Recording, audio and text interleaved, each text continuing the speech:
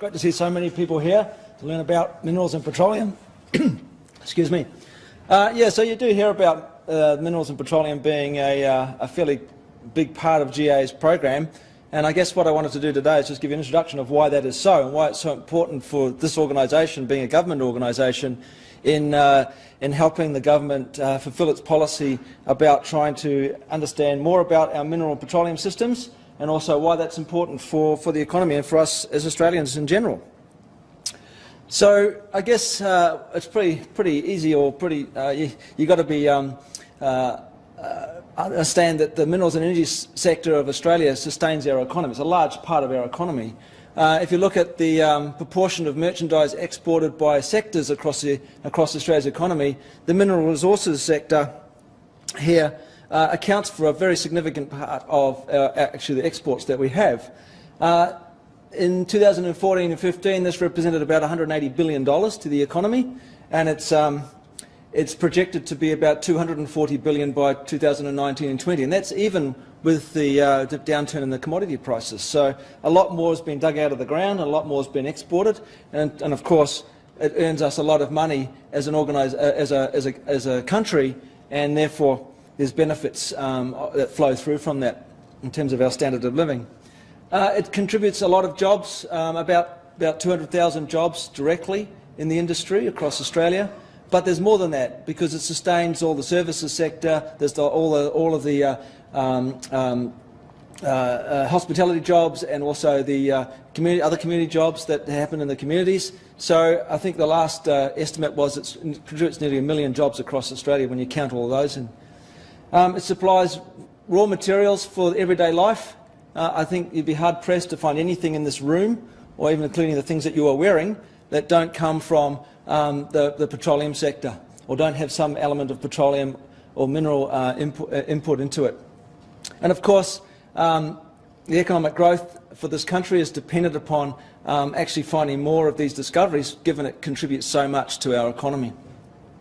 So there's a big push by government to sustain this industry and make sure that it's a healthy industry and one that's internationally competitive, because it underpins so much of our economy, and the domestic agenda at the moment is all about jobs and growth, and of course this is a big contributor to that. Well, where does Australia sit in terms of its mineral and energy resources? Well, pretty good for the minerals. Iron ore, in terms of resources, we rank #1, and we produce the largest amount in the world. Uranium's the same. I think we have about 30% of the uranium resources across the world, and we're ranked #1. Gold, we're ranked #1. Zinc, #1. Nickel, #1. Copper, #2. And copper is going to become a very important commodity for the future if we think about all the technological advances in computing and things that have happened. Copper is going to underpin a lot of that. Coal, black coal, we are resource #5, and commensurate rankings in terms of production. However, when you go to oil, where we get all of our energy from, or most of it, and coal, we rank #25 and 31 in terms of production. So we have very, very minor petroleum resources in terms of oil, and we're a net oil importer. We import almost half of the oil that we need, that we consume, and that's obviously a huge impost on our balance of payments. In terms of gas, we're ranked 10th at the moment in terms of resources, and 13th in production. Although with the advent of all of the large LNG plants and the development of the CSG industry in Queensland, and also the offshore industry for LNG in Darwin and on the Northwest Shelf, this is predicted to be #1 in 2019. So a massive increase in our exports and production of natural gas over the next few years. Having said that, we are seeing a major downturn in exploration across Australia and across the world. These graphs here go from 2012 to 2016 and show in the minerals industry, exploration is measured not just by numbers, but also by the number of metres of wells that are drilled to find those new deposits. And you can see there's been a gradual decrease over time. In the year-on-year change in petroleum, you see we had an increase up until 2013, and then we've got a decrease both on and offshore in exploration since then. And there's a large number of reasons for that, not least of which is the low commodity prices. When you do have a low commodity price, exploration is one of the things that contracts very significantly as a result. So the key thing for the government is that how do you redress this declining share in the exploration so that we do maintain a healthy industry across Australia and so we can support our economy, and what can we do as a government to help them? Not only have we seen decreases in Australia in terms of exploration, but our actual share of the global exploration investment is declining as well. And that's because Australia is seen as a relatively mature place to do business. Those big new discoveries, those large resources that are untapped don't seem to be found in Australia very regularly at the moment, and therefore it's giving a sense that perhaps all the good stuff in Australia has gone. And I'm sure that Megan and Aki will talk about what the Australian government is doing into the future as part of our forward program to help redress this process, or this perception, sorry. So our global share of exploration investment is declining. Back in the mid-90s it was about 20%, and last year it had dropped 10 percentage points to 11%. So we're becoming a less attractive destination for exploration, which is obviously going to be hurting our balance of payments if we don't redress that, and is of big concern to the government. So what's Geoscience Australia's role in the government to help redress this?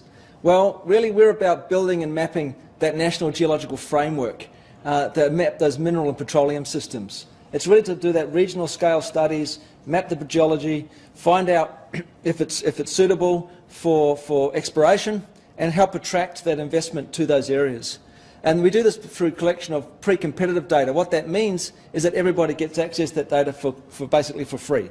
So because we collect it, it doesn't get tied up, everyone can use it and use that information to make decisions about whether they want to explore there or not. We also do regional studies. That's the add value to it. So we collect the data, but we also input our geological knowledge and expertise into that, and we put our own spin on what we think the geological situation is like in terms of prospectivity around minerals and petroleum. The jargon around this is we technically de-risk the areas. The reason it's called de-risking is because the risk is a cost to the industry. The higher the risk, usually the higher the cost they have to put into an area. And if we can lower that risk, we can also lower that cost, and that becomes more attractive for them to do the work. On the shore, of course, Geoscience Australia has to work with the state and Northern Territory government agencies, and we don't do anything onshore without the collaboration of our state and Northern Territory partners. And often the state agendas is the same as the federal agenda in terms of attracting that exploration.